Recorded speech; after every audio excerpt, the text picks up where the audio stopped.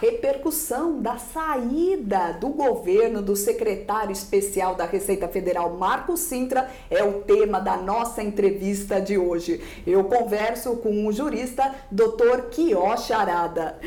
Doutor Quioche, o senhor ficou surpreso com a saída do Marcos Cintra do governo? Fiquei surpreso porque eu estava preparando naquela noite um texto da proposta de reforma tributária para encaminhar por intermédio dele.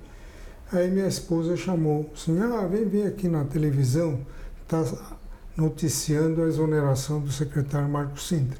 Aí interrompi, evidentemente, o nosso trabalho, que na verdade não é um trabalho pessoal meu, é um trabalho que resulta de estudos feitos por 6 juristas, Hamilton Dias de Souza, professor Humberto Dávila, professor Antônio Roque Carraza, Everardo Maciel e o professor Ives Ganda Silva Martins.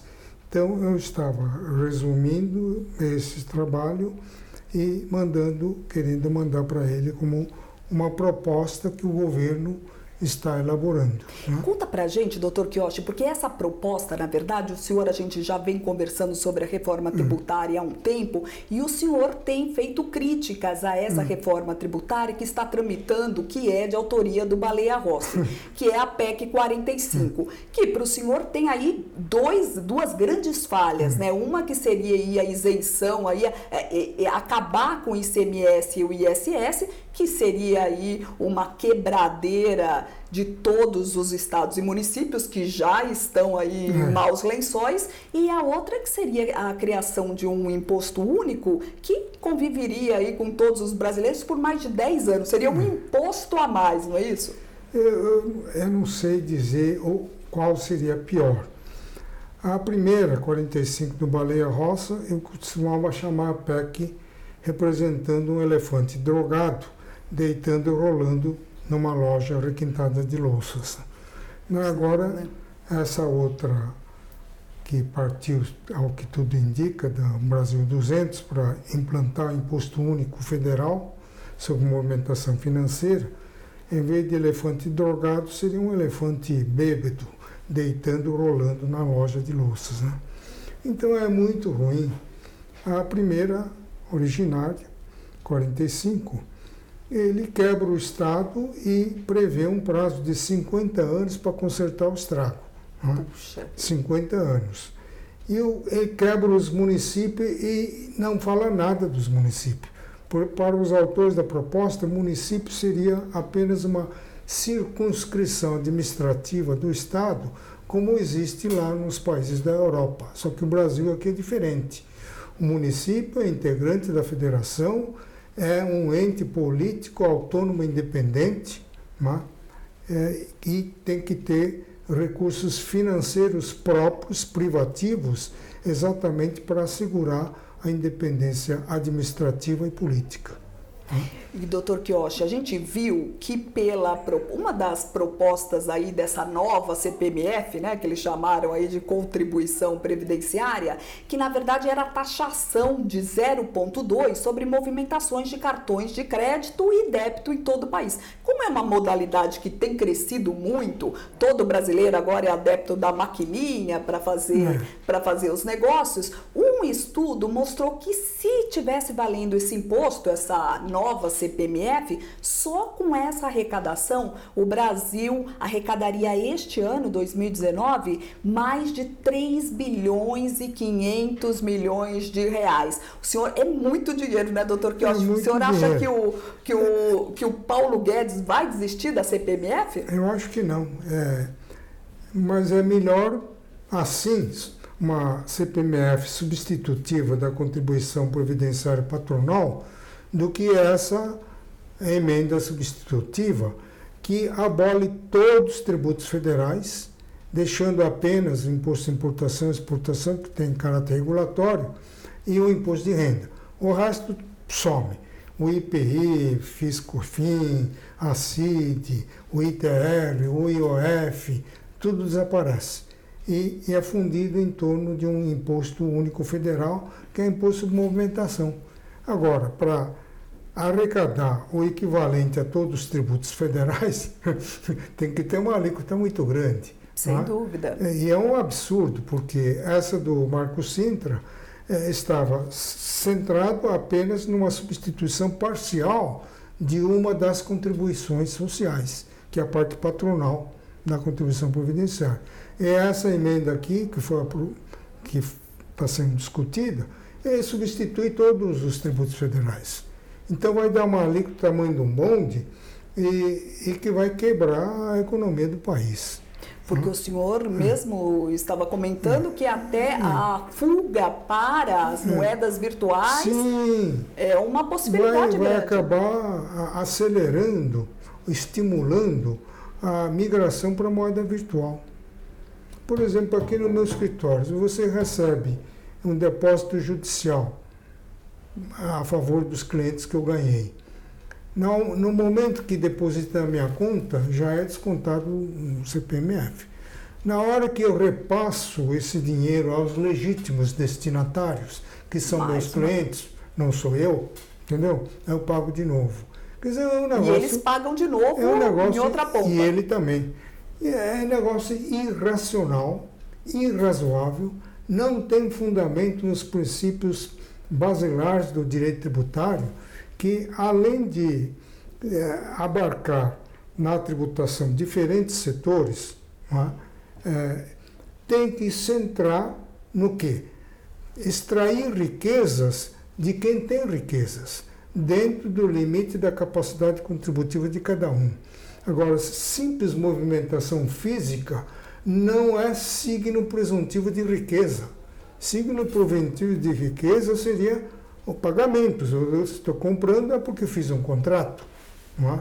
Que me é vantajoso. Ninguém faz contrato que não é vantajoso para você. Você faz um contrato lucrativo. Então, tudo bem, aí está dentro do princípio da capacidade contributiva. Agora, tributar a movimentação financeira que não estou ganhando nada, isso daí é confisco.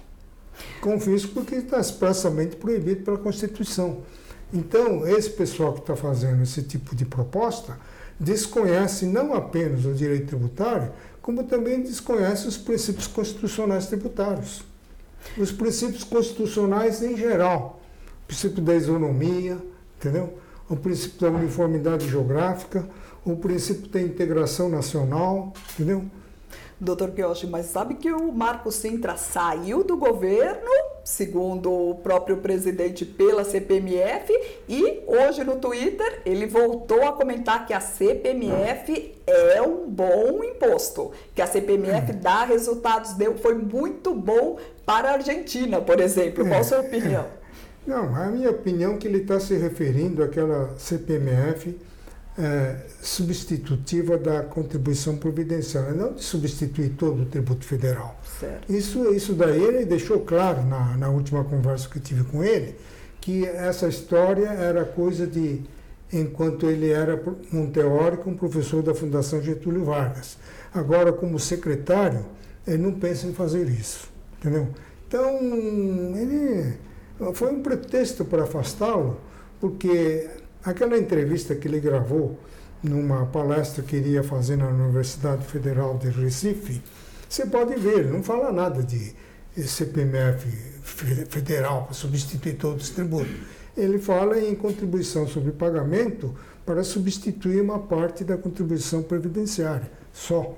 Então, e que isso está inclusive na cabeça do ministro Paulo Guedes, que o demitiu. Não? O ministro Paulo Guedes, eu tenho certeza que ele não vai querer abrir mão, como você disse, de tanto dinheiro. Pegar um pouquinho de dinheiro aí, né, sem ter trabalho de fiscalizar, arrecadar nem nada, porque o sistema bancário opera sozinho. E a saia justa vai ser aí com o presidente Bolsonaro, que diz ser contra esse imposto. Mas a grande verdade, Viviane, é que tem mais de 10 projetos lá no Congresso Nacional, uma diferente da outra, e vai dar uma loucura generalizada. Precisava ter um pensamento e fazer uma emenda sistematizando a proposta. Isso não vai acontecer e eu tenho a impressão que essa reforma tributária, que é urgente para o país, vai novamente ficar para as calendas gregas e vai terminar com uma mini reforma tributária que é sinônimo de aumento tributário. E isso para o senhor realmente é muita frustração, né? Porque o senhor vem acompanhando há décadas aí como é necessário o país passar por uma reforma tributária e são feitas, como o senhor mesmo diz, todas as vezes que se fala em reforma tributária, se faz uma mini-reforma e qual é o único intuito? Aumentar a carga tributária.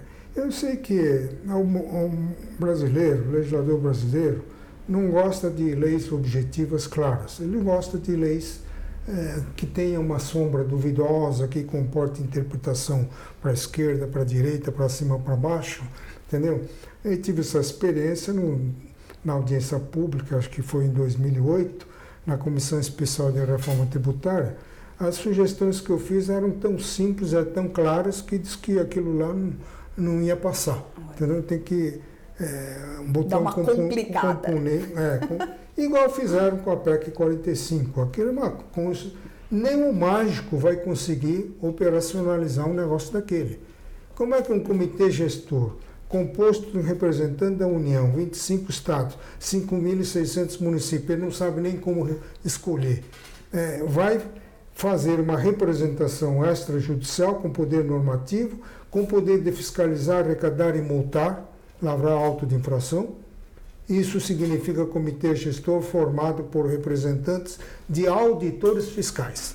Já na execução fiscal, esse comitê gestor não pode ter auditor fiscal, porque eles não têm o poder de representação judicial, que é privativo do procurador fiscal.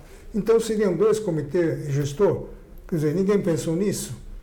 Então é evidente que eles pensaram nisso, a gente ia colocar isso para enganar. Mas quem vai mandar nisso, né? Porque é a União Federal e o Comitê Gestor que se dane, entendeu?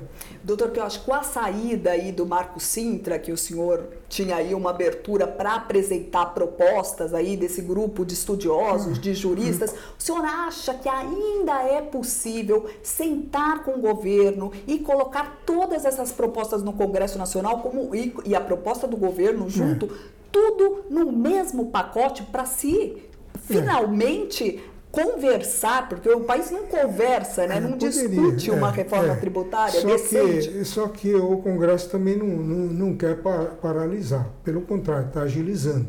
Somente prorrogou até dia 29 de setembro deste mês, né? O prazo de apresentação de novas emendas.